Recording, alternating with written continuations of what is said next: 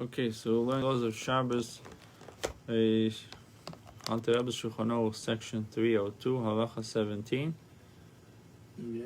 When there is mud on the person's garments, he should not rub it from the outside in the place where the mud is located, because he appears to be whitening the garments. So instead, he should rub the mud from the inside of the garment. How should he do this? He takes hold of the garment from the inside, right, from the opposite side of the garment, behind the place where the mud is located, and rubs there. In this manner, it is not so obvious that he is removing the mud, so it would appear that the garment whitens, becomes more pronounced. He may also scrape off the mud with his fingernails or with his knife, even with its blade, for there is no concern with regard to smoothing a garment. There's no concern about smoothing a garment. To what does the above apply?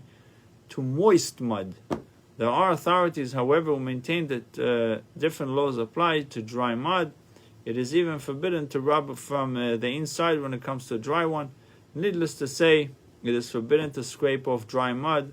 The rationale is that rubbing or scraping dried mud will cause it to break into many thin fragments of dirt. It is comparable to a derivative of the forbidden labor of grinding, for grinding involves breaking a single entity into many thin entities.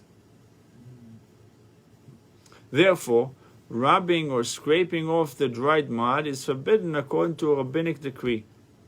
It is not forbidden, however, according to scriptural law, because the person has no need for the entity which is crumbled and ground.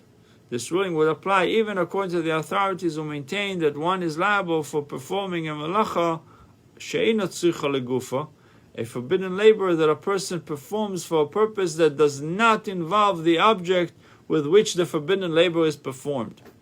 Nevertheless, since in this instance the person does not need the entity that he is crumbling